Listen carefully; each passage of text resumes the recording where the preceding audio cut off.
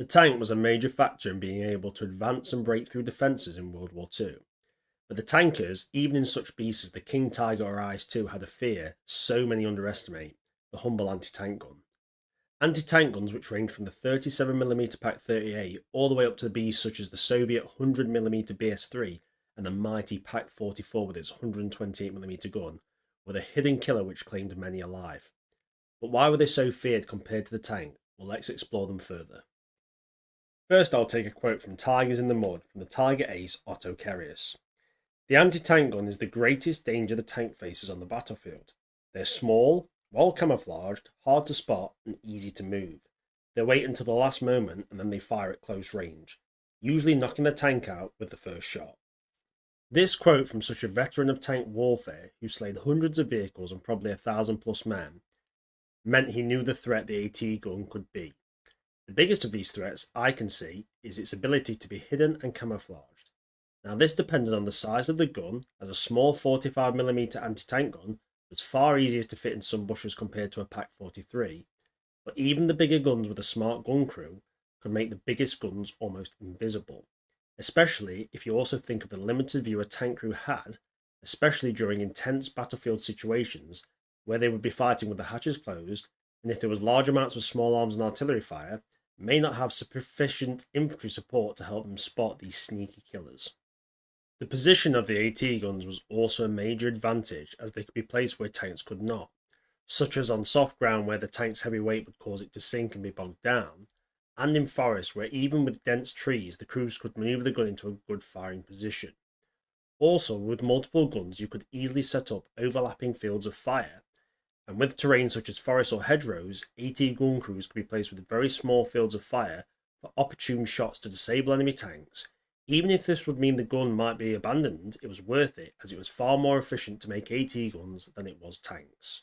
Which leads to the next advantage: the cost and material cost for anti-tank gun production. For example, the cost of the Pak 40 was between 2,000 and 12,000 Reichsmarks, compared to a German Panzer IV which cost around 103,000 Reichsmarks, meaning depending on the state of the German economy, it was up to 50 times more efficient cost-wise to build the Pak 40. And in terms of materials, I can recall that you could make around 20 Pak 40 anti-tank guns, or one Tiger tank in terms of steel.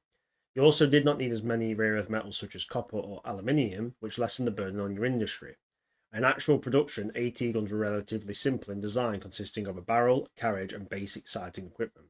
They didn't require engines, complex armour, or advanced electronics, which made them far faster to produce than tanks and other armoured vehicles, saving valuable man hours and meaning you need far less skilled individuals to produce them. The firepower AT guns could bring rivaled the most powerful tanks for a fraction of the cost. Now, this firepower was far less mobile than their tank counterparts, but it meant in defensive situations you could unleash an insane amount of firepower on your opponent, even if there was very little armoured support. It also gave an advantage to nations such as Germany, which had major fuel shortages, as tanks are gas guzzlers. Now, some people argue that the guns also needed vehicles to be moved efficiently. This is true of the larger guns such as the BS-3 or Pak 43, but most of these vehicles that were supporting were trucks or half-tracks, which were in the logistical roles anyway, and were far more efficient fuel-wise, and also light and medium AT guns could be moved by horses over long distances. The gun crews that manned AT guns ranged from 2 up to 8 men for the biggest guns, but there were several advantages over tanks. Firstly, the training for AT guns was far easier, as no driver was needed, and a focus on aiming and loading was all the crew needed to use them efficiently in battle. And a key point I think is massively overlooked is the fact that while using an AT gun, you have so much space to work. No more confined and tight spaces like the inside of a tank, and in a good position with your ammunition stored nearby, the AT guns crews could fire as quickly as they could load the weapon. And in the case of fear of being overrun or destroyed, the crew could quickly abandon the gun to fight another day. The anti-tank gun also had another little advantage, which was the fact that they were so low to the ground that their firing angle gave them the ability to hit lower on the enemy armoured vehicles, and be able to get shots through the front lower glacial and in gaps between the armour and the tracks where so many tanks had weak points, and in many cases they would target the tracks and wheels of vehicles to disable them, which allowed other guns or allied forces to eliminate them. This lower profile also made it difficult for them to be spotted and shot at by enemy tanks, as the enemy tanks had to depress their barrel to hit them, and if on unlevel terrain, many tanks had poor barrel depression, meaning they would need to reposition to shoot the anti-tank guns, and they would take fire whilst doing so. But it wasn't all pros for the anti-tank guns, as they had drawbacks, the biggest being the lack of mobility made them more for defensive and support roles, as they could not directly lead an assault, as they were simply too slow to move in advance, and could easily be countered by an efficient defender. Anti-tank guns were also vulnerable to all types of weapons, from small arms to artillery, but the fact that they had no armour apart from the gun shield if the model of anti-tank gun had it installed, so they could easily be overrun or have the gun crew killed by even light mortars, and unlike vehicle crews, they were open to the elements, meaning heavy rain or snow really did make the gun crews suffer.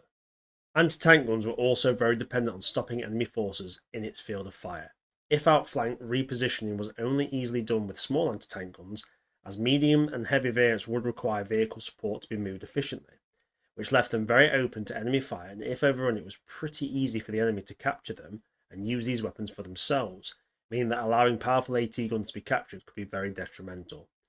But by the end of World War II, anti-tank guns had proven their worth, even though with the introduction of single man-carried AT weapons such as the Panzerfaust and the bazooka would change the way infantry would deal with tanks for the foreseeable future.